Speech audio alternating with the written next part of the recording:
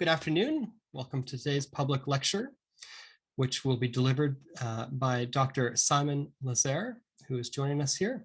My name is Fred Tappenden. I'm the principal and dean here at St. Stephen's College. It is a real delight to welcome each of you to our talk today, to this online lecture. St. Stephen's is a graduate college that is affiliated with and located on the campus of the University of Alberta in Edmonton. We offer graduate degree programs in spiritually integrated theology, spiritually integrated psychotherapy, spiritually integrated art therapy, and spiritually integrated spiritual care. It's really a delight to be together. And I'd like to begin our time by acknowledging that even though we are all virtually scattered in many different places, the location of the college and the location of myself and of Simon is here in Edmonton, which is located on Treaty 6 territory, a traditional meeting ground, gathering place, and traveling route to the Cree, the Saulteaux, the Blackfoot, the Papachaise, the Dene, the Nakota Sioux, and many other First Peoples. We acknowledge all the many First Nations, Métis and Inuit, whose footsteps have marked these lands for centuries, these many peoples who see this land that we are gathering on as sacred in many different ways. And I know that we are all scattered in many different places, not just across Canada, but also some people coming in from across the United States, and even some people coming in from New Zealand. So this is a real international affair. And I would invite any of you, if you're interested, the chat feature is open. Please feel free to reflect on the lands from which you are coming. And if you'd like to share about those lands with us, you can pop that into the chat. It's important for us to recognize the spaces that we all are inhabiting, the places where we find ourselves living and breathing and finding our being. Today's lecture is brought to you by St. Stephen's College, together with Ambrose Seminary in Calgary, with whom we partner with regard to spiritual care programming here in the province, and also in collaboration with the Alberta Consortium for Supervised Pastoral Education. This is a provincial body that has emerged here in Alberta that gives leadership and oversight to clinical pastoral education across the province as a whole. And in a second, I'm going to invite Dr. Zinnia Pritchard to introduce Dr. Lasair. And Dr. Pritchard comes not just as an associate faculty member at St. Stephen's, but also as a representative of the Alberta Consortium of Supervised Pastoral Education. This talk was meant to be both in person and online, but we have decided late last week to move it only to online for a couple of reasons. One, COVID protocol complications. COVID protocols complicated our ability to have some of us meet in person. And so it was just a little bit easier to pivot this to online. A second reason is, as I said, we have over 80 registrants from across Canada, the US, and even some from New Zealand. And so because the majority of us who were logging on would be online, it just made for a bit more even experience for everyone to move this totally online. And then the third reason is that given the interest in this event, but also given Dr. Lasair's generosity in sharing this further, we've decided to record the event, and it will be posted to the St. Stephen's YouTube channel in the coming days or week. So just a little bit easier to do the recording if it's all online. We will be done by about 2:30. Though if conversation continues past that, we might go a few minutes after, but do know that if you have to leave by 2:30, you're welcome to do so. Having said all that, I'm going to invite Dr. Zinnia Pritchard to come and introduce our speaker today. Dr. Pritchard is, as I noted, an associate faculty member here at St. Stephen's, and she also is a member of the Alberta Consortium for Supervised Pastoral Education, the provincial body that oversees and coordinates supervised pastoral education here in Alberta. Zinnia, would you please come and introduce our speaker today? Thank you, Fred. It is my great pleasure to introduce to us Dr. Simon Lasair. As a colleague trained through clinical pastoral education and as a certified spiritual care practitioner through the Canadian Association for Spiritual Care, Simon is also the Robert Steane Holistic Research Chair at St. Paul's Hospital, Saskatoon, Saskatchewan. In his role as a clinician, Simon has provided spiritual care within both secular and faith-based organizations. And as a spirituality and health research colleague and a published researcher, Simon has developed a theoretical model of spirituality, spiritual health, and spiritual care, which goes a long ways to supporting the language and concepts to help spiritual health practitioners in secular caregiving environments. In Simon's current capacity as Holistic Research Chair, he has been mandated to investigate how best to integrate spiritual care and fine arts-based practitioners on the front lines of hospitals and hospice healthcare environments. And so it is my great pleasure to now warmly invite Simon to deliver his lecture entitled Strangers in Unfamiliar Territory, Negotiating Spiritual Care and Fine Arts-Based Concerns in Secular Caregiving Environments. Thank you, Simon. Well, thanks so much for that, Zinnia. So good to be with you here in Edmonton. As you probably gathered from the conversation that was occurring a little bit before we started the formal proceedings here. I do hail from Edmonton, not originally, but I spent most of my growing up years here and got married here, and so it's good to be back in my hometown, and I'm glad to be sharing this talk with you today from Treaty 6 territory. Saskatoon is also on Treaty 6 territory, but the peoples who gather in the various locations are a little bit different in Saskatoon as the homeland to the Cree and the Métis Nation. So thanks to Fred for organizing all the different technical aspects of our proceedings today, and thanks also to the people that I work with back in St. Paul's Hospital in Saskatoon for giving me the time to come here today and to share this talk with you. I'm going to share my screen. Oops. Fred, I've just been notified that screen. Okay, never mind. Go ahead. Yeah. Got you. Thank you. Okay, I'm sharing my screen. And if someone could just write in the chat that you can see the presentation and that it's doing what it needs to do, that would be great. Looks great, Simon. Perfect. Thank you. All right. So I just want to start by giving you a little bit of a bit of background about me, just to give you a sense of where I'm coming from when I give this presentation. So 12 years ago, I graduated from my PhD in Middle Eastern Studies at the University of Manchester in the UK. And in that capacity, I was studying ancient Jewish translations of the Bible. And I'm going to talk a little bit more about that toward the end of the presentation, because there are some ideas from that work that is relevant to what I have to say today. But I graduated from there back in 2008. And then I taught in universities for a number of years. I actually taught on this campus here at the University of Alberta for a couple of years in a sessional capacity. And then 12 years ago, I moved to Saskatoon because I took on a contract position with St. Thomas More College on the campus of the University of Saskatchewan. My academic life came to an end for a variety of different reasons. So in the midst of that, I retrained for spiritual care. I did 4 units of clinical pastoral education in very short order within the space of about a year, and was able to become certified in 2017 as a certified spiritual care practitioner with the Canadian Association for Spiritual Care.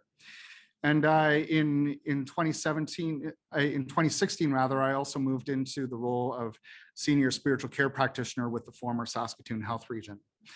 It was after about 6 months in that role that our provincial government in Saskatchewan decided to eliminate all funding to spiritual care programs in all publicly owned and operated healthcare facilities in Saskatchewan. So I moved on from there to become the Director of Spiritual Care and Mission Effectiveness, which at Samaritan Place, which is a Roman Catholic long-term care home in Saskatoon. I left there and became pastoral associate at Emmanuel Anglican Church, and also became a casual spiritual care practitioner at St. Paul's Hospital. I remain in my casual role, but then back in September, I moved into this role as the Robert Steane Holistic Research Chair at St. Paul's Hospital. So from this background, what I want to illustrate through this is that I've worked as a spiritual care person in a variety of different contexts, both secular and faith-based. And I'm going to talk a little bit about the differences between those two contexts as we think about spiritual care and fine arts kinds of interventions and practices in healthcare environments as I go along. But all of this work in these various settings has enabled me to see both the challenges and the opportunities for spiritual care and the fine arts as being quality kinds of care that can be offered to people who need to receive these kinds of care. But then also, all of this raises questions to me a little bit about, well, how do we kind of pitch the care that we provide so that it can be well understood by the people that we report to. So I want to talk a little bit about where we're going here, just to give you a roadmap of what we're going to talk about. And I want to start by by talking a little bit about the title of my talk this afternoon, because strangers in brackets familiar territory. I think most of us are aware that the religious and spiritual landscapes in Canada and the Western world, more broadly speaking, are shifting. There's various accounts of what that all means and how to describe that in meaningful terms. But I think for most of us, all of this happens subconsciously below the surface of what we're consciously aware of. And so in some ways, all of these vast and intricate and detailed and land shifting changes are occurring, but we don't necessarily know how to describe that for ourselves and understand it and articulate it in ways that we can engage it meaningfully. And so in many ways, I believe that we are strangers in familiar territory, in that we live with this reality on a day-to-day basis. We kind of sense it at an intuitive, at kind of a visceral level, but we don't understand it consciously and cognitively enough to engage it systematically. And so in that sense, we are also in unfamiliar territory, in the sense that in many ways, to understand our own context, we need to become strangers to ourselves. And so we are strangers in unfamiliar and familiar territory all at once. And what I'm hoping to do today is to walk us into some ways of understanding the nature of that territory, but then also how we can engage it meaningfully, particularly from the perspectives of spiritual care and arts-based practices in secular settings like healthcare. So I'm going to talk a little bit about the context in which some of these questions are emerging, and I'm going to describe a little bit about the nature of my work at St. Paul's Hospital. But then I want to spend a bit of time orienting ourselves to the secular. And I think it's fair to say that the secular has become an exploding field of research, particularly in the fields of religious studies and theology. Because I think there's a growing awareness that if we want to understand our current social and political and cultural settings, we need to grapple with the secular in some ways. I'm only going to touch on some really key features of this that are relevant to our discussion today. But my hope is that I will have given you enough to get the wheels going so that we can have some further conversation about it in this session, but also kind of take some of these considerations into our workplaces as we think about how we can integrate ourselves into those settings most effectively.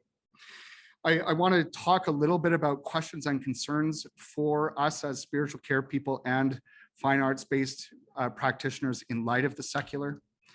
And then I want to start envisioning solutions to how we can kind of navigate this familiar yet unfamiliar territory. And in this section of the talk, I'm going to use translation as a central metaphor, drawing upon some of the work that I did during my PhD studies and in some of the years following to give us some insights around how we can think about translation in some meaningful and effective sorts of ways. And then finally, I want to conclude by offering some principles and practices for translation. And then we can talk about it. We can assess the outcomes of my talk, and we can think about, okay, will this work or will this not work? So I want to talk now about the context out of which these considerations are coming. And for me, this really does kind of harken back to 2017, when the spiritual care budget in Saskatchewan was eliminated. And that provincial budget in Saskatchewan was a very difficult budget for many services in Saskatchewan. And so there was a lot of controversy around it, a lot of kickback. And some of the fallout of that was that the leader of the governing Saskatchewan party resigned his role as a result of that budget. But one of the key things here is that as the question of why spiritual care funding had been eliminated was raised in the legislature, the former Minister of Health came out and said explicitly in the legislature, the government can't be in the business of funding Christian theology in public health care. Now, I find this very interesting because most spiritual care people that you talk to will say, well, yes, we include Christian theology, but that's not necessarily what we're doing in terms of our frontline work. So it's interesting that would be the perception that's out there. But I think if you kind of read beneath the surface of that statement, what's actually being said is that the system is there to provide a secular form of care. It can't be faith-based. And so for it to endorse faith-based practices in public healthcare would be kind of going against the raison d'etre of why healthcare is there in the first place. Now, there's lots of debatable points with that. I'm not necessarily going to get into those debatable points, but I find that this is an interesting claim to be making in terms of the public orientation of healthcare in Saskatchewan. Currently, St. Paul's Hospital is the only faith-based site in acute care. So in an acute care hospital that has spiritual care and healing arts programs. And part of the reason for that is because those programs are largely funded through the foundation. So they're not necessarily drawing largely upon public dollars to fund those programs. But also the funding of these programs is due to St. Paul's Hospital commitment to provide spiritual care and the healing arts as part of its mission. And so if those programs were to be eliminated on the site of St. Paul's Hospital, the feeling is that site would no longer be living up to its mission, which is to provide a holistic kind of care for the patients and their families that come through the doors. So part of my role as the research chair, as the Robert Steane Holistic Research Chair, is to investigate how best to integrate these services into healthcare, namely mostly acute care and hospice care environments, based on the legacy that was left to the St. Paul's Hospital Foundation by the Robert Steane Foundation. But this all raises the question, what is it that spiritual care and the healing arts bring to healthcare that is unique? And if you work in these fields, if you've received spiritual care, or if you've had an interaction with an art therapist or a music therapist, you probably have a good sense of what these services bring to healthcare that is helpful and meaningful and these sorts of things. But some of that isn't documented in the research literature. And so that's part of what I've been employed to document and to provide evidence for, is what is unique about these services. But then also, as we think about what's unique to these services, the flip side of that is what challenges and opportunities are there for spiritual care and the healing arts in environments like healthcare? I just want to unpack that term healing arts a little bit because at least at St. Paul's Hospital, and this is the way I'm going to be using this in this talk, at St. Paul's Hospital, the healing arts include an artist in residence, 2 music therapists, and a writer in residence.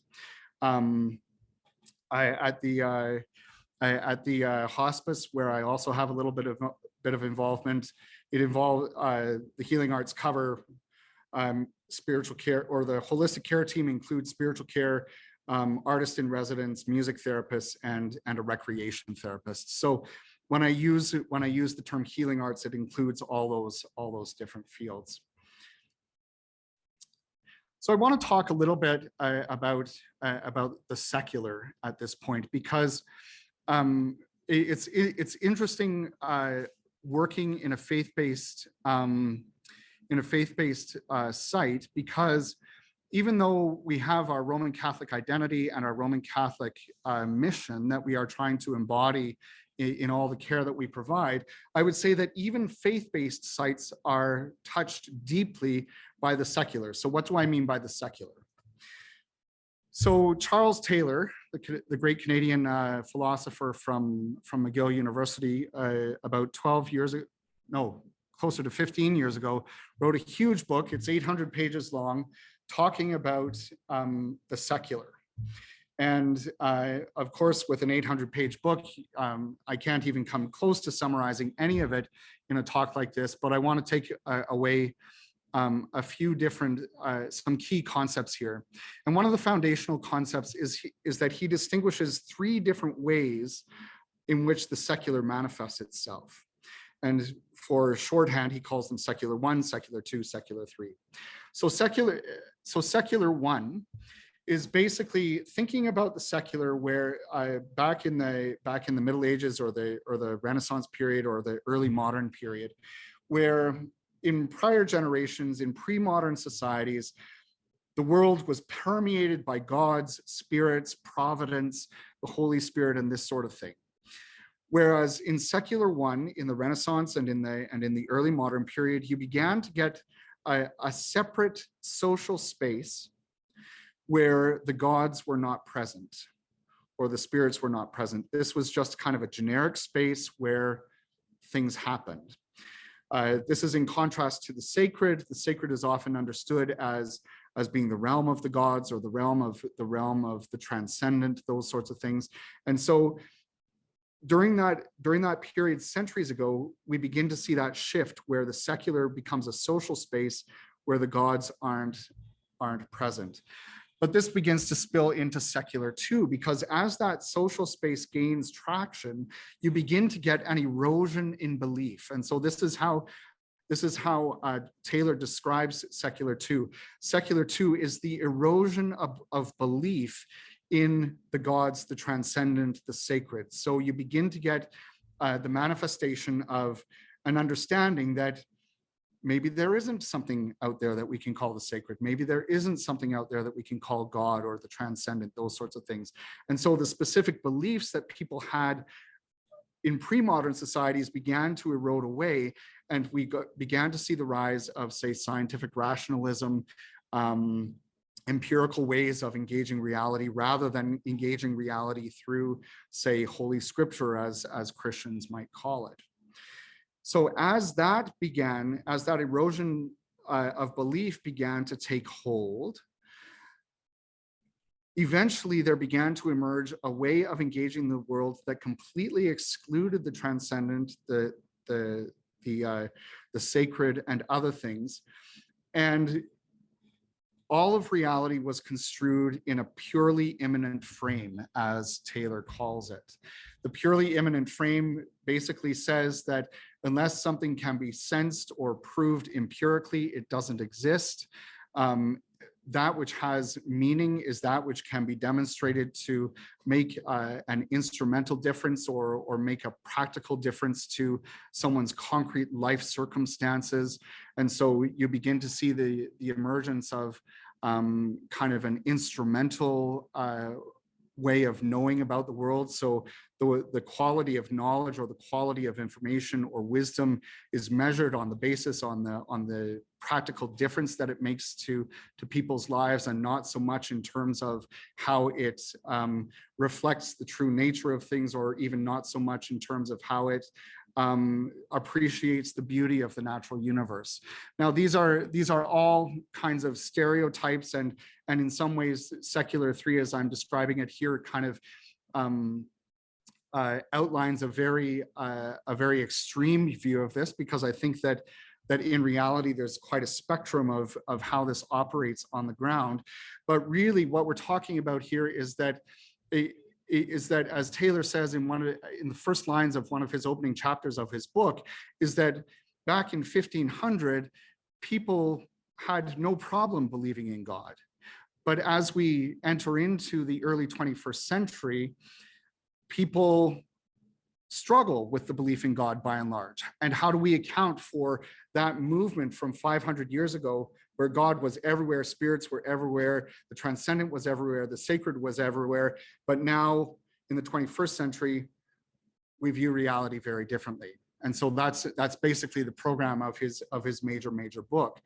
But the long and the short of this is that we have come to a place in our history in the Western world where we are understanding reality in ways that by and large exclude the transcendent, that exclude the sacred, that problematize God to the extent that there's some fundamental questions as to whether there's even something out there that we can call God. And if there is something out there that we can call God, what is the nature of that entity or that being? This is the problematic that Taylor seeks to unpack. And this is something I think that many of us encounter in our daily lives through the media, through popular culture, through other things, even in the people that we care for at the front lines. Now, former Anglican Archbishop of Canterbury adds a further refinement to this in terms of his understanding of secularism. He will talk about procedural secularism versus pragmatic secularism. Procedural secularism means that if we're having to make decisions, those decisions need to be articulated and justified in secular terms. There needs to be consensus around the terms upon which we're going to make this decision. And usually the consensus position is that we're not going to say, look to the Bible for answers around making foreign policy and governments, for example. We're going to have well worked out criteria by which we're going to evaluate the decisions that we're going to make and assess the various outcomes. Programmatic secularism, on the other hand, is the claim that everybody needs to be secular in order to gain admittance into a meaningful conversation. So we can see this in some of the public debates that have occurred in recent decades. And I'm thinking about the claims of the so-called new atheists, where they will kind of lambaste the holders of various faith-based positions and just totally write those positions off because they do not conform to the secular norms of empirical science, for example. So that would be an example of programmatic secularism. Now, what I want to say here is that in healthcare environments and in caregiving environments, in some ways we have a situation where there is a triumph of secular 3 and programmatic secularism in these kinds of environments. And the reason for that is so for example, if you're going into hospital and you're going to have a surgery, you don't want your surgeon to be checking his astrology forecast that week to determine whether this is going to be a likely time for him to perform the surgery or not. What you do want the surgeon to have is a thorough knowledge of anatomy, physiology, and of surgical technique, so that the procedure that the surgeon is going to perform for you is going to be effective and you're going to have a good outcome. And so when we're talking about environments like healthcare, Healthcare is defined according to the norms of the empirical science. If there isn't evidence for a practice, that practice ought not to be used. If you use a practice, it ought to be demonstrated to have good or better than good outcomes for the person that's being treated using the practice, and we want to ensure that all the professionals who are working in these environments are well trained in these practices for the sake of ensuring that the care for the patients or the clients is safe and effective. Because if something hasn't been demonstrated to be safe or effective, then we can't give good assurance that it is actually going to be safe and effective for our patients. And so the long and the short of it is that basically when we're talking about various practices being included in healthcare, there has to be that demonstrated flow from, are you assessing something that is missing in the patient or the client's life? Do you have, and is that assessment grounded in science or research that shows that the assessment is effective in actually demonstrating or getting at the realities that you're trying to explore with these people? Do you have interventions that have been demonstrated to be effective for addressing the various issues that are arising, that are being brought to light through the assessment? And if you do have effective interventions for these things, what are going to be the outcomes that can be measured for the sake of saying, okay, this actually worked for my patient or my client or not? In the absence of those three things, the assessments, the interventions, and the outcomes, there's some question as to whether a practice ought to be included in healthcare or not. That is the essence of therapy, or the therapeutic orientation of healthcare or of psychological care or of counseling. Basically, if you want to do something that's going to be effective, it has to be viewed through that therapeutic lens of assessments, interventions, and outcomes as the measures of your care's quality. So ultimately, we can conclude that therapy really is the gatekeeper for practice in secular environments. But of course, this raises some dilemmas for those in the spiritual care and the healing arts. And there's some good reason for those dilemmas, which I'll talk about in a minute. But anyway, we'll get into that in a minute. So the first dilemma is, when empirical evidence for a practice doesn't exist, how can we argue it ought to be included in the care offered? Now, this is really a dilemma for those of us who work in the field of spiritual care, because in some ways, the empirical evidence for our practice is just being investigated now within the past 10, 15 years. This body of knowledge is just beginning to emerge. For music therapy, for art therapy, those bodies of knowledge, those bodies of evidence are much more established. And so in many ways, there's a greater security for some of those roles in environments like healthcare, because these modalities of practice have been shown to make a difference, and they have been shown to have effective assessments for assessing where patients are at. They've been shown to have effective interventions and that produce specific outcomes.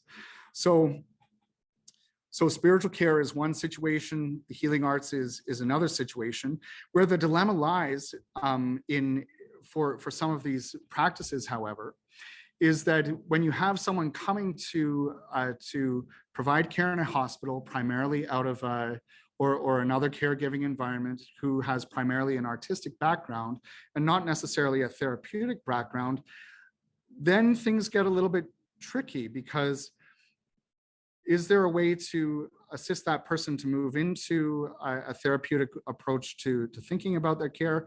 Probably. But how do we kind of deal with the interim period where they're still kind of navigating the artistic concerns that they have and the therapeutic concerns of the caregiving environment? in some ways, that's a dilemma that's there for spiritual care as well, because in some ways we have this background of being rooted in clergy practices or in faith-based or faith community practices. But then how do we adapt those practices for the sake of showing that what we do makes a difference on the front lines? I'm going to talk about that in a few minutes. The other dilemma, though, is that when a given practice approaches reality from a very different perspective compared to that of the dominant culture or organization, how do we communicate the importance of that care to those to whom we are accountable? So here's kind of what I see as the nub of the issue, because when we're talking about spirituality, when we're talking about arts-based approaches to care, you have such concerns as beauty. You have concerns like the sacred that in some ways is highly problematic from that secular 3 and programmatic secularism perspective. You have questions of transcendence, again, which are problematic from those secular perspectives. And so how do we understand, and as a practitioner, I encounter these things on a daily basis when I'm providing my clinical care. But then how do we understand those phenomena, the sacred, the transcendent, beauty, the good, from the perspective of the dominant secular culture? It's a dilemma. So ultimately, this raises the question of what is the nature of spiritual care and the healing arts, and how do they fit into secular caregiving environments? Again, I want to just highlight here that faith-based healthcare is a kind of unique situation in this regard. But I would say that in some ways, these dilemmas are even further enhanced because in many cases, staff in these sites do not necessarily adhere, although they may have their own faith perspectives, they may not conform to the dominant faith perspective of the organization, or if they do, how do they understand it?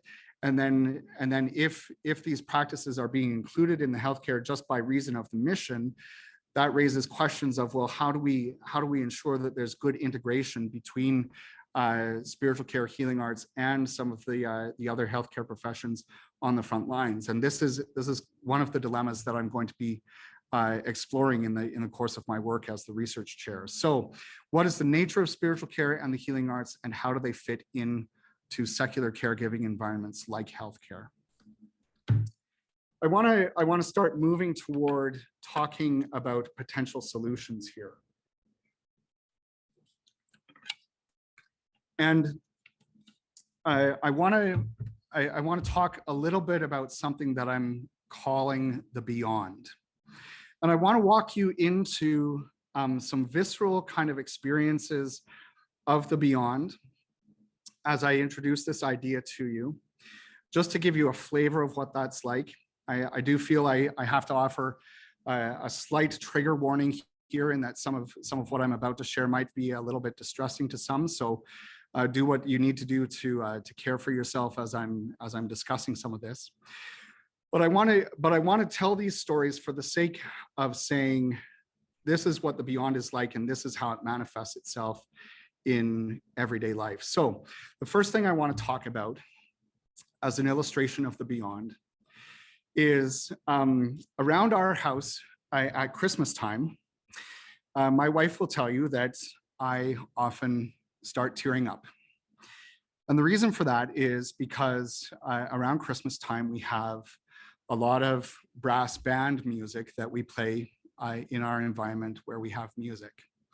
And whenever the brass band music comes on, I will often tear up. And the reason for that is that my grandparents were lifelong members of the Salvation Army. And if you know anything about the Salvation Army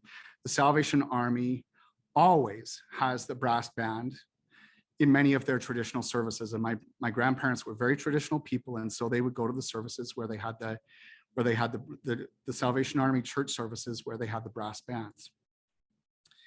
And when I hear a brass band around Christmas time, I'm reminded of my relationship with my grandparents. And I'm reminded of how much I miss them. And as I listen to that brass band music, images will come to my mind about times that I spent with them, the smell of their house, the joyful times, the difficult times that I had in those relationships. And that becomes overwhelming, and I tear up. That is one experience of the beyond that comes to me in my own self through music. Another experience of the beyond that springs to mind as I think about this, and I will tear up as I tell this story. Those are many of you who know me. I will know that just about 7 years ago, my wife and I experienced the stillbirth of our second child. This was a full-term stillbirth. My wife went to the doctor one evening and everything seemed fine, but then in the morning, everything was different with the baby. So we rushed to the hospital, and as they were trying to detect a pulse, the doctor said to us, "I'm sorry, I have no heartbeat for you today." And that news was devastating. We decided that my wife would be induced into labor, and I won't go into all the details around that. Suffice it to say that it was a very anguished labor, not so much because of the physical pain, but more so because of the emotional pain that my wife was experiencing as we were bringing our son into the world. As soon as our son was born, within the minutes following his birth, we heard a newborn in the room across the hall utter its first cries. And our nurse heard this as well, and she said, "Oh, I'm sorry," and she rushed to the door to shut that out. And in that moment, I said to that nurse, "It's okay. That's their experience, and this is ours." Looking back on that experience, I don't know what grace or what prompted me to say that in that moment. But somehow I knew that I didn't want our nurse to feel guilty for not having protected us from these other people's joy across the hall. And I didn't want that other family to feel guilty for the joy that they were experiencing at the birth of their own child. In some ways, that was a sacred moment for me and my wife, because we were able to experience beauty in the midst of a terrible, terrible day. And strangely enough, that strange and terrible beauty emerged in the following days as well, as the news got out about what had happened to our son, and flowers started appearing on the doorstep, and food started appearing on the doorstep. In some ways, I felt like the love that we would have shared with our son was now being shared with us from our friends and family who wanted to express their care and their desire to alleviate the terrible pain that we were experiencing at that time. We didn't have to cook for months. And again, that was a sacred moment for us as a family. Never before or never since had I experienced such an outpouring of love and care. And I would say that these three experiences that I've just narrated to you are all experiences of what I've called the beyond. The beyond is that sense of life being thin, or reality being thin. It's like what I've experienced many times when I've gone into a room on palliative care and there's been someone not necessarily imminently dying, but close to dying. And they are aware that they are about to experience something that everybody will experience, but they themselves have never experienced before. It's that experience of having music or a great work of art transport us into a world that we could never have before imagined. And somehow when we come back to the realities that we share with other people, those realities that we share with other people are almost completely or utterly transformed as a result. And so the beyond, I would say, are the explicit territory of spiritual care and the healing arts, because spiritual care is explicitly concerned with encountering that territory.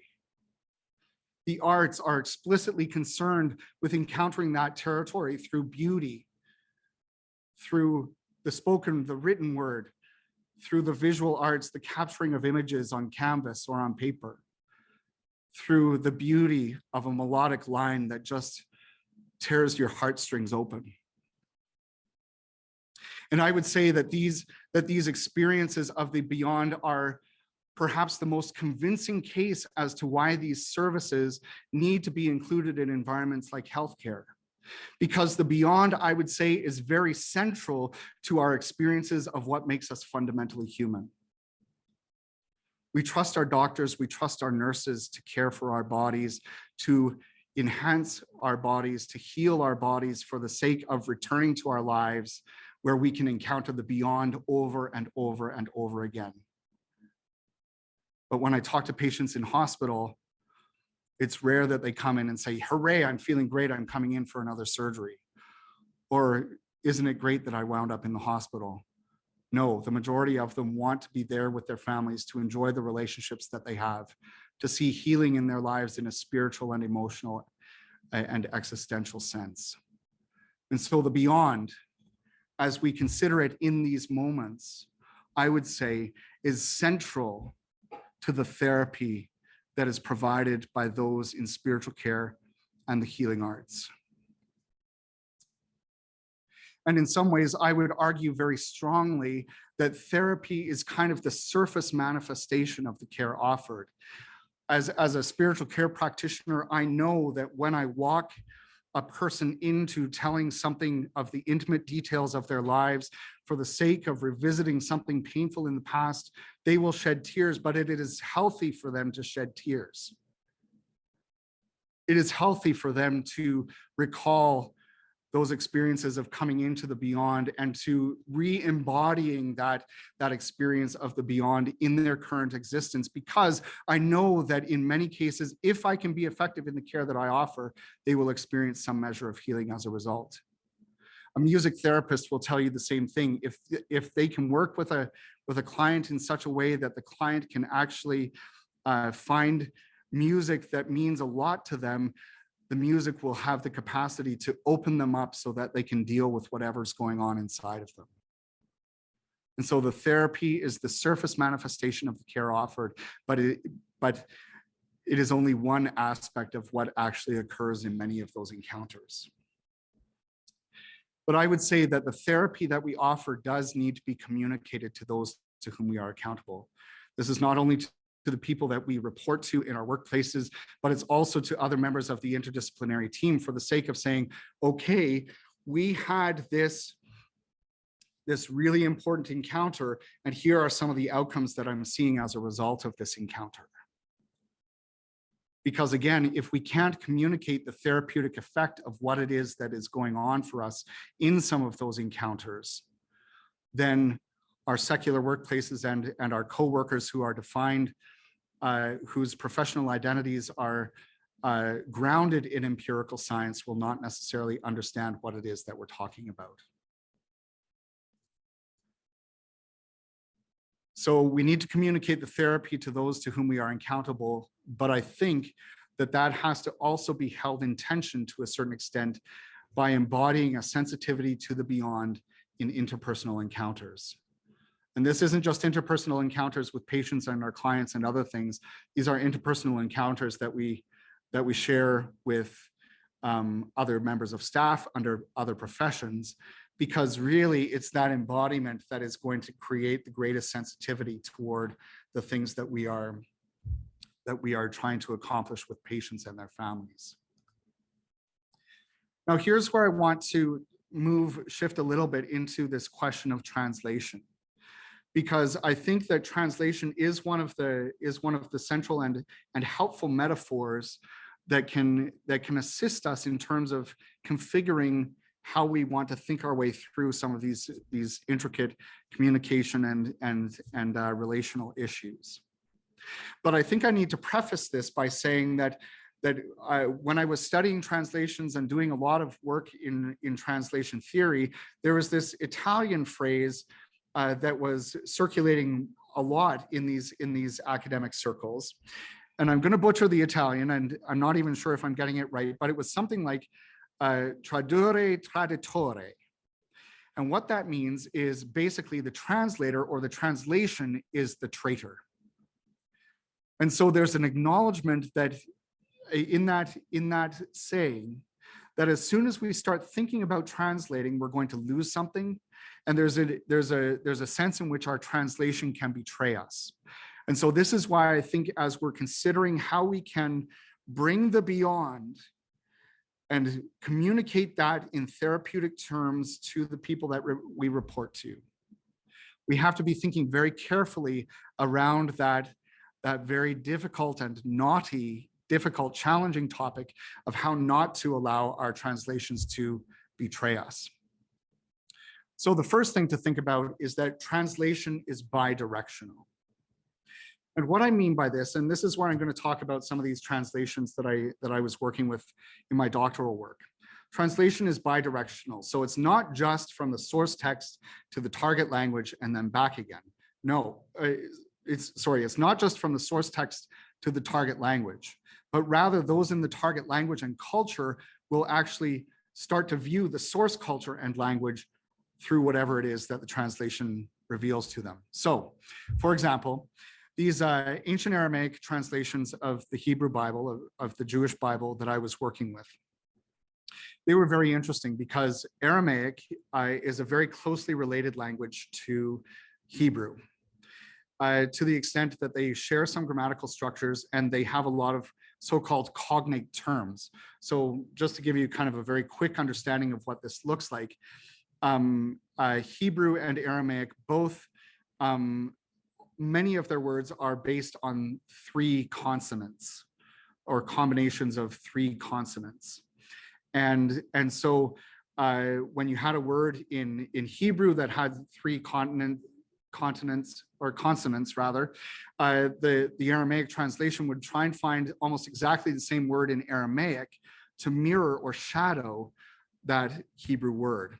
And whenever a Hebrew word occurred in the Hebrew Bible, there would be an equivalent term in the Aramaic.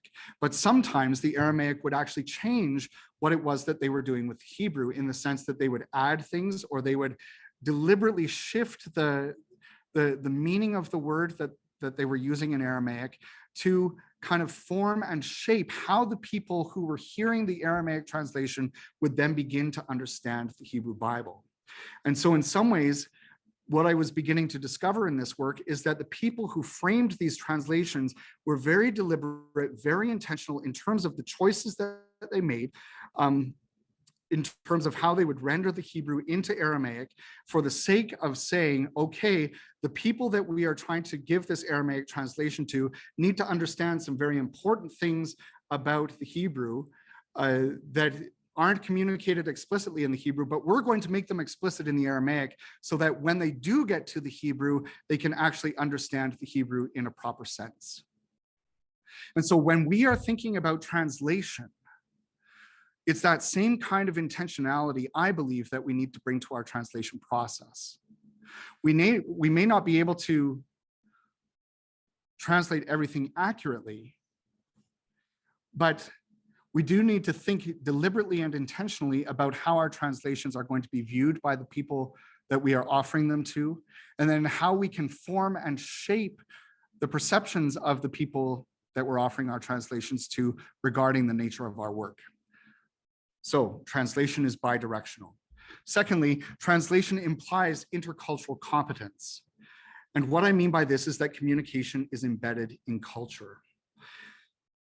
When I was doing a lot of work with translation theory, one of the things I learned is that Japanese people, by and large, have a very well-developed literary genre of detective novels. And so there was great interest. There's great interest in Japan about having English language detective novels translated into Japanese. But as those translations were occurring, the translators discovered that in some ways they would have to completely rework many of the literary conventions that would be normal for us in English to expect in a detective novel. They would even have to go as far as altering the overall narrative structure of some of these stories, because those conventions of genre in English and those narrative structures in English were completely absent in Japanese culture. And so for us to say that we are translating English detective novels into Japanese would be to say, well, yes, it's not just a one-to-one correspondence between the words in English and the words in Japanese. It's actually, we're having to adapt the overall structure of what it is that we're trying to communicate into Japanese, just so that the Japanese people can understand in their own terms what is happening in this English detective novel. And so those kinds of decisions in translation could not really be made were there not intercultural competence between those who were translating these novels from English into Japanese or from Japanese into English. And what that means is that there has to be an almost comprehensive understanding of the conventions of the source language, the source literature, and almost a comprehensive understanding of the target literature as well, and the target culture that surrounds the literature, for the sake of ensuring that the translation is effective. And so when we're talking about translating our practices into terms that will be understood by members of the interdisciplinary team, in some ways, I would argue very strongly that we need to do a lot of intercultural work beforehand. In some ways, I'm calling us to be anthropologists, because unless we understood unless we understand the things that are going to matter to the people in the target culture, our translations are going to be ineffective. And that may mean that as we think about our communication, that we have to change some things that are fundamentally, that we think are very near and dear to us in our work, or we have to communicate it very, very differently. But at the same time, we need to change those things in order for our communication to be effective. The flip side of this, though, is that we also have to hold this intention that with the reality that translation is never complete or total, in the sense that the untranslatable is just as, if not more important than what can be translated. So, for example, going back to my Aramaic translations of the Hebrew Bible, the Aramaic translations of the Hebrew Bible never wanted them, the people who created them never wanted them to take over from the Bible itself. As a matter of fact, these translations originated in synagogue services where there were very strict rules about how the translation could be delivered. And so, for example, the person who was reading the Torah scroll would have to show that they were reading the Torah scroll, whereas the person who was reciting the translation could only be reciting it. They couldn't look down at the Torah scroll to even give the hint that this was the Torah scroll that they were reciting. And so in that sense, the translation was always subsidiary to the Hebrew original. And it was such that they would only recite one verse or read one verse in the Hebrew and recite one verse in the Aramaic for the sake of prioritizing the Torah, the Hebrew Bible scroll, in how it was being presented to the audience. And the hope was that through the various means that they put in place for the reading and the recitation of the Torah scroll and its translation, that people would ultimately be directed back to the Torah scroll so that they could get the richness of what was actually being communicated in there, rather than the distortion and the difference that was often understood to be present in the Aramaic. And so ultimately, there is this sense in which when we are translating the work that we do to people who don't necessarily understand it, we also have to put structures in place for the sake of indicating, you really want to understand our work? Well, come and watch me at the bedside. That sort of thing. Because I think then if we don't do that kind of thing, there's going to be stereotyping that occurs. And I think to a certain extent that stereotyping already occurs. There's going to be misunderstanding that occurs. And I'm sure that there's already misunderstanding that occurs. But ultimately, what we need to be doing is saying that as we translate, there need to be structures built into our translation practices that direct the people for whom we are translating back to our practices themselves for the sake of increasing their learning. And so ultimately, when we're talking about translation, translation in this sense needs to be understood as the basis of relationship. In the sense that when we're talking about translation, translation produces economies of cultural exchange. And that's really what we want. We want to have those cultural exchanges that go on. So we want to be offering the people that we work with on the interdisciplinary teams insights about our cultures and our practices for the sake of their learning, but we also want to receive from them information and understandings about their cultures and their practices for our learning for the sake of saying that we can all work together effectively. So these are the principles I believe that we need to account for when we're talking about translating the beyond into therapy. But here are some specific practices that I think that we can begin to consider and in our considerations, think about how these might be implemented concretely in our workplaces and elsewhere. And I've chosen the acronym HUNCH to kind of encapsulate this list of practices, because in some ways we want people to have a hunch that there's a lot more to spiritual care and the healing arts than what they might see on the surface. And that hunch, I hope, will lead them into deeper engagements with the work that we do. So here we go. So first of all, I think in some ways, we need to hint at the beyond in communication, in the sense that in a chart note or in our interpersonal communications with other members of the interdisciplinary team, we can use language that both refers and defers. And what I mean by that is, and in some ways we already do this within the bounds of privacy and confidentiality and need to know and all these sorts of things.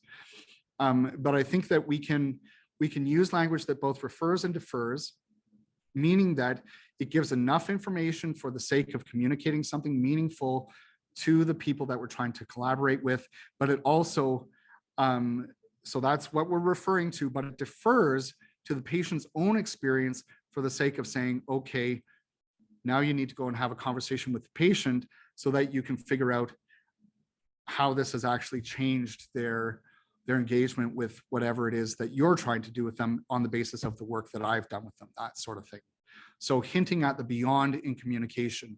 And I think that this means that there needs to be very skillful use of language in that communication that we use with the interdisciplinary teams and the other people that we're accountable to. Secondly, we need to understand that the who is almost more important than the what.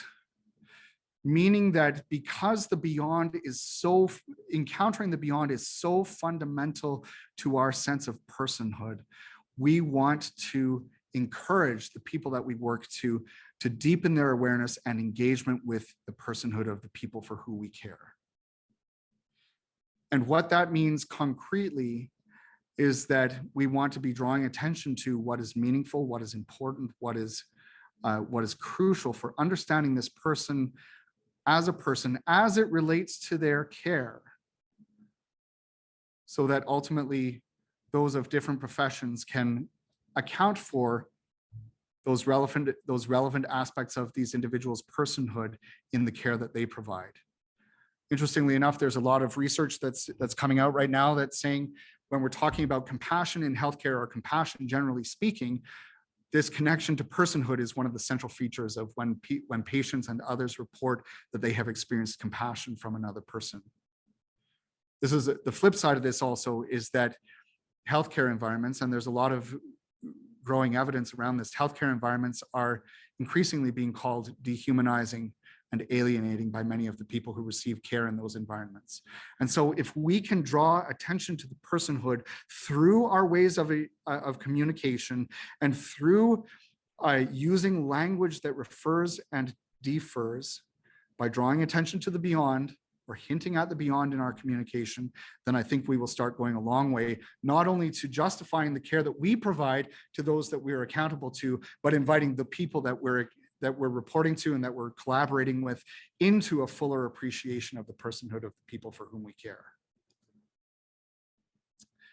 I think the third thing that we can think about is how can we effectively navigate the interplay of surface and depth? Meaning that, as we know, oftentimes in healthcare or other environments, there's a tendency to label or to apply diagnoses or to say a person who has X, Y, and Z or whatever, or person in bed 3 or bed 3, for example. In some ways, there needs to be skillful navigation of the interplay of surface and depth, because I think that part of what contributes to the dehumanizing and alienating aspects of healthcare that patients are reporting is this over-reliance on acronyms, on diagnoses, on technical interventions to ensure that the care is occurring. But I think by drawing attention to personhood and by inviting other people into engagements with that personhood and attending to that interplay of surface and depth through our communication, again, we can start to create some shifts in the people that we're working with. Not necessarily in disruptive or obnoxious or aggressive sorts of ways, but through subtle ways, through the building of rapport, through the engagement casually in the hallways, for example. But with the end of saying, okay, we want to build intercultural exchange here for the sake of growing not only my own competence, but growing your competence in terms of engaging some of these other concerns that I bring to the table as a profession. All of this, as I've been hinting already, means contributing to holistic care, meaning that we are always working in collaborative environments, and we want to enhance that collaboration as effectively and in as robust a way as possible. But then also, and this is the ultimate thing, is that we need to be honoring the beyond in everyone. So we want to be embodying the attitudes we want to see in all people. And so if there's someone from the interdisciplinary team or someone who we just noticed standing in the hallway who seems to be having a tough time, there's a sense in which we can have a conversation, talk. And again, that's a way of building our intercultural competence, because then we're listening to what they're telling us, but then they are also attending to how we are engaging them and inviting them into a deeper engagement with themselves, a greater understanding of their personhood, and so on and so forth. And so I want to conclude by sharing these 4 things that I think that we can kind of take away from what I've been sharing with us this afternoon. First of all, I think the reality is that for us to be effective in this, we need to be engaging the beyond in our own lives as practitioners. And I think that a lot of us already do this to a large extent just by nature of our professions. But I think we need to be intentional about that. Not that we're not already, but we need to be reflecting systematically on that, especially when we're thinking about, okay, how do I communicate this in ways that are going to be helpful or not so helpful to the people that I'm interacting with on a regular basis. Secondly, it's also necessary for us to build our own intercultural competence, in the sense that in some ways, what I'm inviting all of us to do in this talk is to put on our anthropologist hats and learn a bit more about the people that we collaborate with on the front lines. What are their concerns in providing care? And how can I help them in their provision of care through the care that I provide? And then thirdly, I think that this is the really crucial piece, is that we don't want to give too much ground to the other professions in terms of defining what our professions are through their lens. We need to preserve the integrity of our own profession. And I think that we do that most effectively by holding that tension between surface and depth, navigating it effectively, doing our work with the beyond, but also reflecting systematically on how the beyond contributes to therapy, so that the therapy can be communicated to the people that we're engaging at the front lines. So it's absolutely necessary for us to maintain the integrity of our professions, but it's also necessary for us to engage intercultural processes with integrity. And so we can't just have one or two conversations and say, yep, I'm done, I'm good. Now I can say I understand you and I'm going to communicate more effectively. No, that can't be the way that process is undertaken. Rather, it needs to be slow, it needs to be systematic, it needs to be done with integrity, not only reflecting on what the other people are bringing to us, but also reflecting systematically, intentionally on the things that we are bringing to the table as we're engaging with the people to whom we report. So I'm just going to flash this up there to give you the roadmap of what we've done, just to summarize it. I'm going to stop sharing my screen. And I'm going to, at this point, invite conversation on everything we've been talking about for the last hour or so. Simon, thank you. That was exceptional. There's so much there to chew on, so much there to reflect on. Really, thank you for sharing with us. Let's take some time for conversation. Very much want to invite questions from those who are with us. I invite us to use the raise hand function. You can access that by clicking on the reactions button on the Zoom window. And within the reactions button, there is a raise hand button. If you do that, it'll pop you right up to the top of the queue here. If anyone would like to ask a question, we'll take some time for conversation. I think we have about 10 minutes, though we can go over 2:30, so we can stay a little bit longer. Yes, Dean, feel free to turn your camera on and introduce yourself before you ask, please.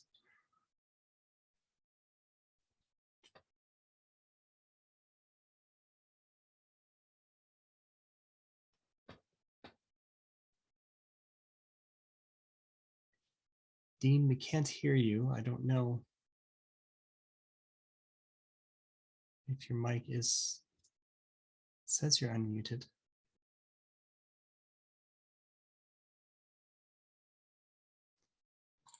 If it's helpful, Dean, I believe, did put in a question in chat. I don't know if that's the one you were hoping for, Dean.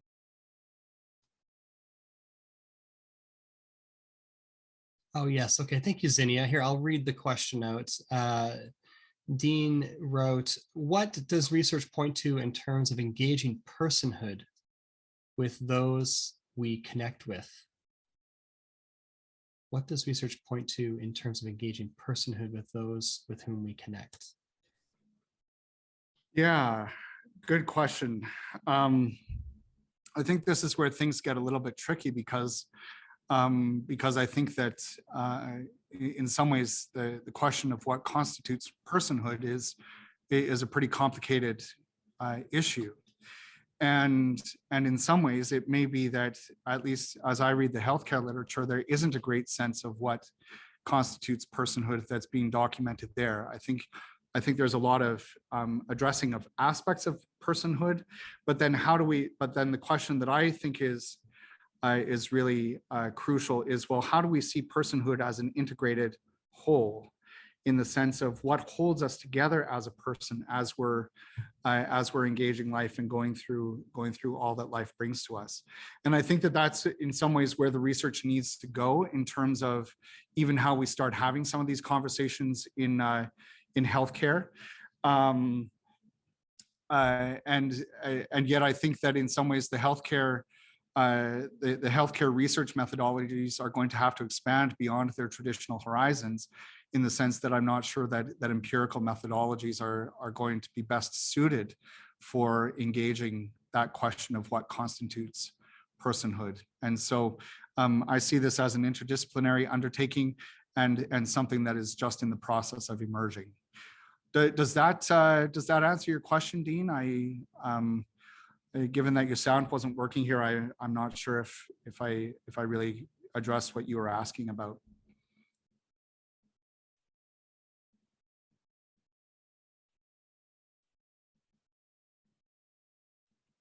Okay. Dean. Yeah. So Dean just said in the chat, yes, thanks. The WHO asked, who are you? I'm not sure I understand that, but yes, the WHO. Yeah, we're very much concerned about the WHO, not the band. We could even guess who, but then that would be another band. But anyway, yeah. Yeah, thank you, Dean. Any other questions? Zinnia, go ahead. Yeah, thank you so much, Simon. I don't know if it's a question as much as, well, it's a bit of a question, but really appreciation for the aspect of translation. And I did sort of write some thoughts in the chat as you were going through. But I'm just, and just wanting to underscore the truth of that in terms of, change management and sort of awareness being sort of the first step. And how are people aware of who we are and what we do in our practice? We communicate, and yet that communication can often fall short. And so I really am a believer systemically that if we want to have genuine communication, that, and I guess this is the question, it's around time, the time that is required to, and the word I would use is negotiate. Just wanting to sort of wonder if that's something you connect with, to negotiate a translation that is true to the original source, which in this case is spiritual care I'm thinking of, practice, and understandable to those that we are trying to communicate with. Yeah, so just wondering if you resonate at all with the additional word I'm offering, which is negotiation. Yeah, I do, and thanks so much for that insight, Zinnia, because I think negotiation is really the key. And I mean, I think just to kind of go back to the distinction between procedural secularism and programmatic secularism. When we're talking about procedural secularism, or anything that's procedural as the basis for anything that we do, there has to be an agreement around what procedures are going to be valued, or what kinds of terms are going to be understandable as we're working to establish these procedures together. And so ultimately, negotiation has to be the basis of whatever it is that we're trying to accomplish, whether that be integration with the interdisciplinary teams, or even whether that be the framing of the terms by which we that we're going to be using as the standards within the translation. So I would agree wholeheartedly that negotiation is central to this, and I would say that the negotiation has to be foregrounded rather than the translation in that process. Thanks. The translation is the outcome of the negotiation. Yeah, thank you so much. Yeah, that would definitely reflect the processes I've experienced. So thank you. Yeah. Thank you, Zinnia. There are a number of comments that have come up in the chat thread. Simon, I'll make sure I capture these into a document, because some of them were suggestions that you might want to look at. Yeah. One of them was made by Rachel, who is next up with a question. So Rachel, why don't you go ahead? Hi, Simon. Thank you very much. I'm not seeing me, so I just want to make sure that you guys can hear me. Yeah, Okay. We can all see you now too. So thanks for turning your camera on. No problem at all. Thank you very much for that. I have a comment and then I have a question, and they're not completely formed yet. Okay. I am a student of art therapy, psychotherapy, and spirituality at St. Stephen's. I'm also a research assistant at Heroes in Mind Research and Advocacy Consortium through the U of A, and they do research into military, veteran, paramilitary, and families. And when I first went in there, I went in sort of feeling like an underdog. I have a fine arts background and an education degree, but I'm really drawn to this population. And I remember going in and saying to them, you know, I don't have much to offer, but I want to learn. And it became very apparent very quickly that, and one of the researchers said, artists actually make some of the best researchers, which floored me and gave me the sense of, okay, there's I can do this. Somebody's cheering me on. And I'm surprised at how interested people in the military research world are in what I bring to the table. And so I put that in as a preface because there's a confliction in me between your desire to put a system and a framework on connection to ensure that it happens when you have such a belief in the connection to beyond. And I just share, and I don't know that this is a question more than I want to know how you respond to it. But my ego used to get in the way of me making art, and I used to try to make it be what I wanted, and I generally ruined it, or it didn't ever become what I had envisioned. And I have started listening to what I term my art angels, which I would believe is the beyond speaking to me about what the art wants to be. And then I just let it happen. And I listen to the art for what it needs, but I don't anymore push it. And so what does that make you think about, I guess? Yeah, that's a really helpful comment. And I mean, I'm like, my mind's going in all sorts of different directions, but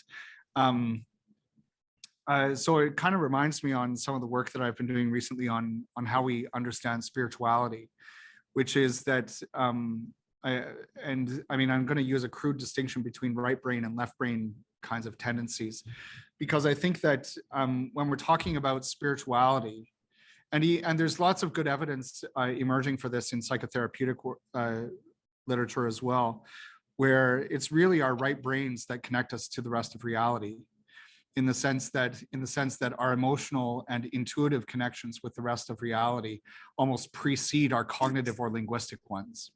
And so that kind of reorganizes the hierarchy between the right and the left hemispheres of the human brain, in the sense that we in the Western world have often used the left hemisphere of the human brain and its tendencies towards kind of systematic thinking and linguistic competence and arranging things into categories to organize our engagements with reality. What some of the people that I've been reading have been talking about is that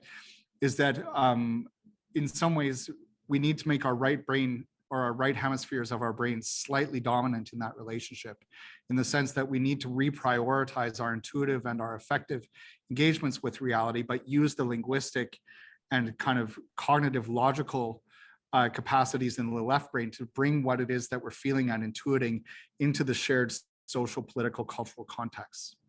And so I think that in some ways that's kind of the nub of the dilemma that I'm trying to outline here. And I would say that our encounters with the beyond, and that, I mean, I don't know if there's much research on this at this point, but I think our encounters with the beyond might be better termed a right brain phenomenon.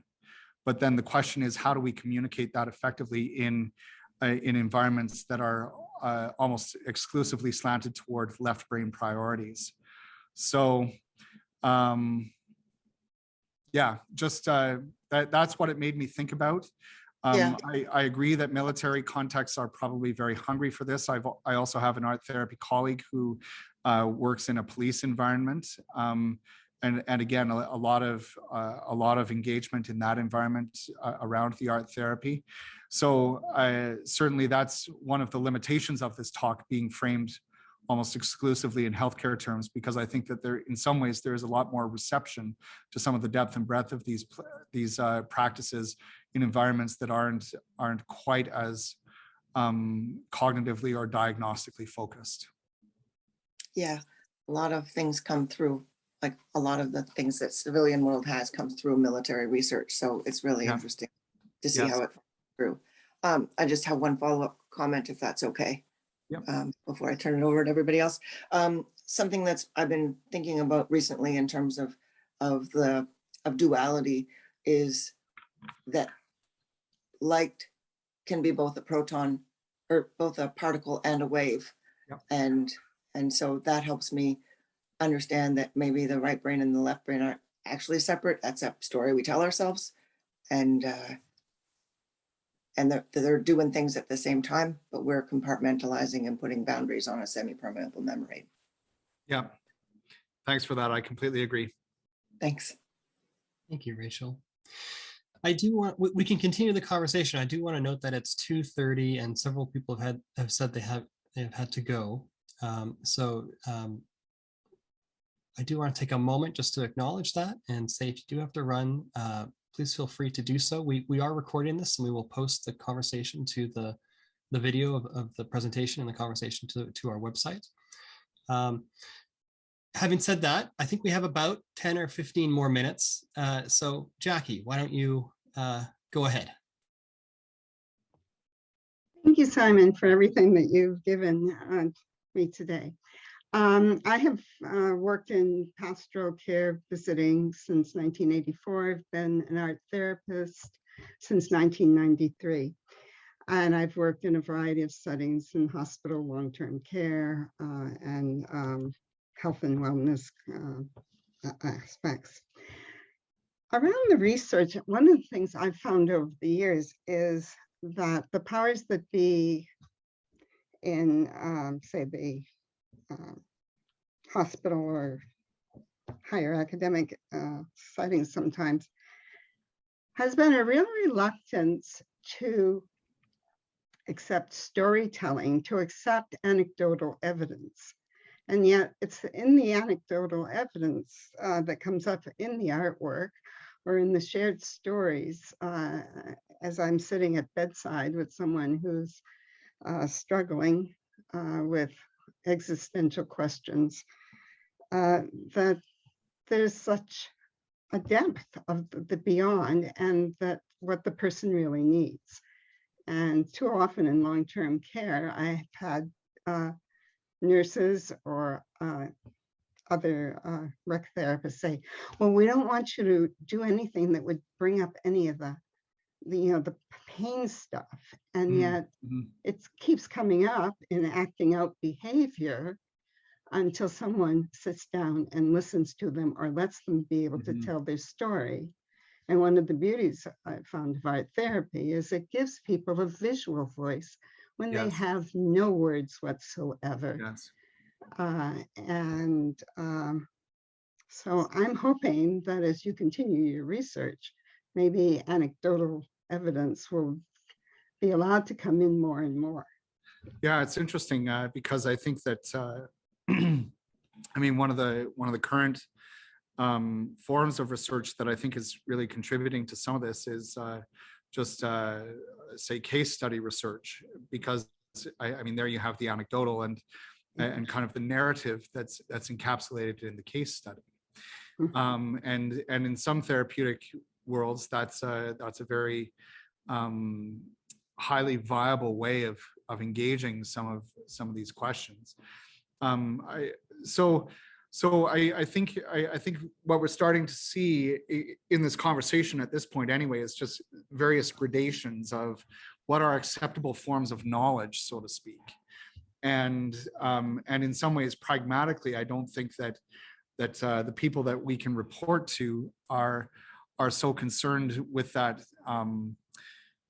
broad epistemological question, so to speak, so long as we can actually demonstrate that we've used a good assessment, that we've employed interventions that have been demonstrated to be effective, and that we can show what the outcomes were. And so it does come back to that question of, okay, how do we communicate the therapy to the powers that be? but then also how do we use the communication of that therapy to walk people into what is so important in terms of those encounters with the beyond that occur in the frontline encounters. I find that our people that at least the ones I've worked with over time is, they're trying to do a lot of grief work, and people don't want to let them grieve. Yeah. And that speaks more to their own discomfort with the grief than it does to the necessity of the work needing to be done. Yeah. And so that kind of invites a pastoral response to the people who are signaling to you that, no, we don't want to go there. So, yeah. Thank you. Yeah. Thank you, Jackie. Other comments or questions?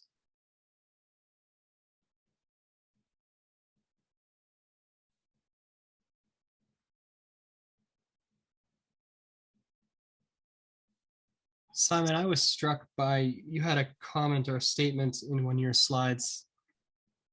I think I jotted it down correctly here.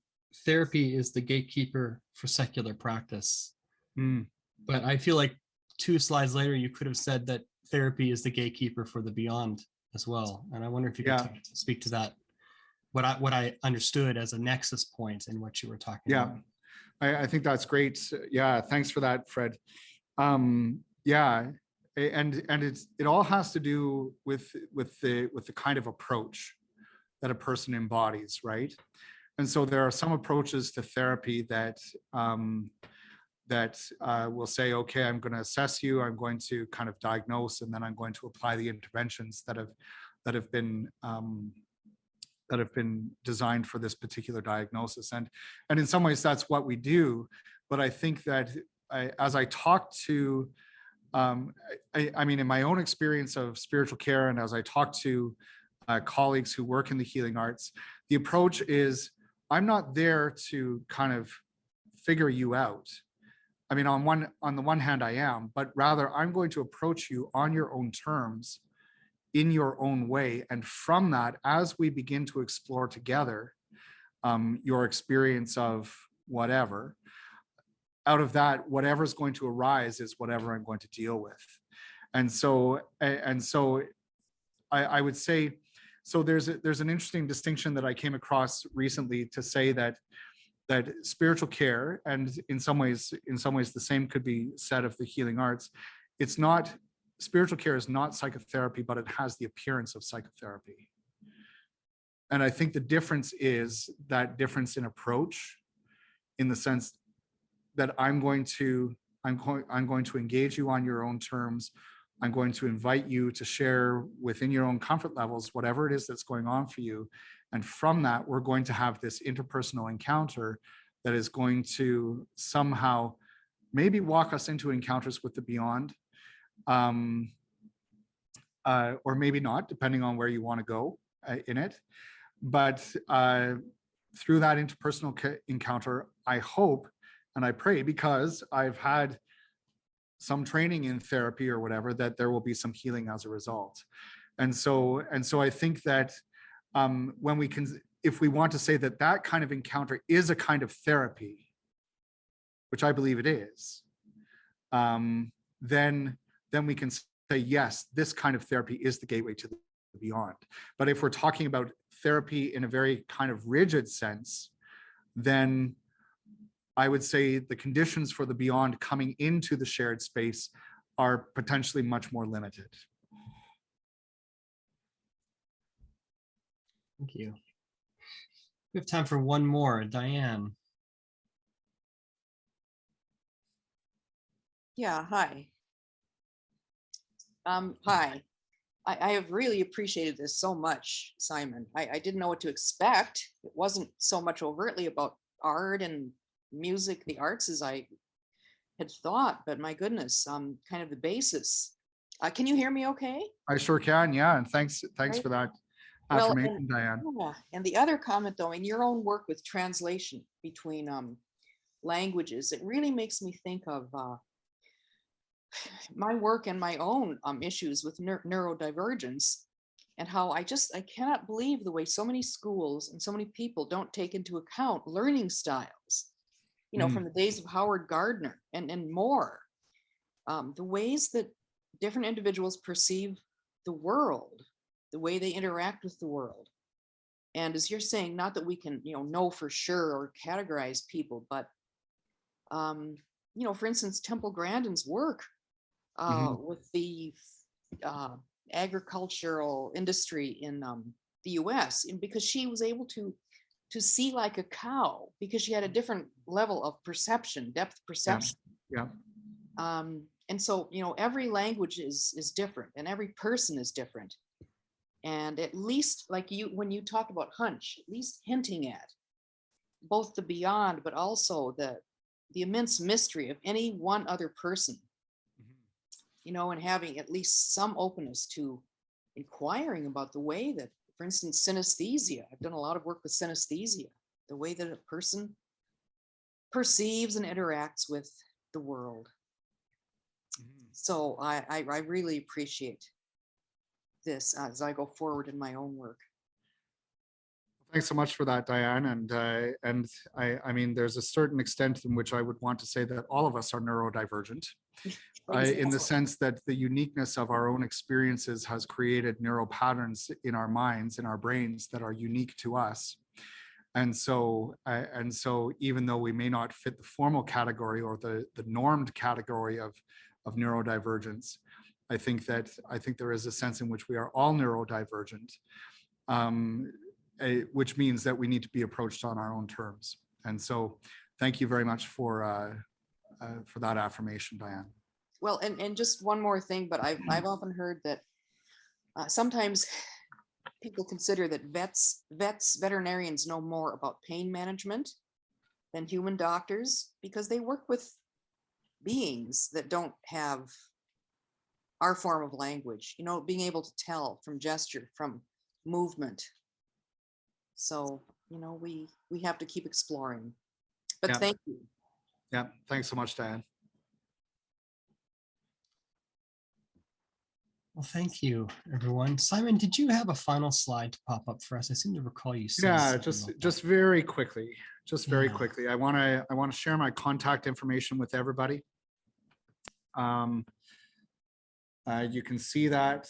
I'm going to share my contact information just so that you have that if you want to reach out.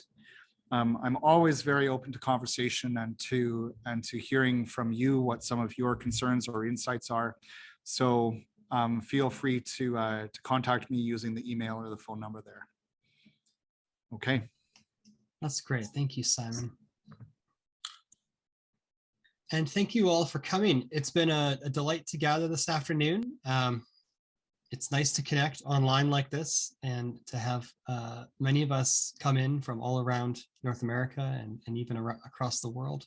Simon, thank you so much for your time. You've given us so much to think on, so much to reflect on. And thank you for sharing both your intellect, but your personal story, and doing both so deeply and so richly. We very much appreciate that. Thank you. I hope you all have a lovely day, and we'll talk again soon.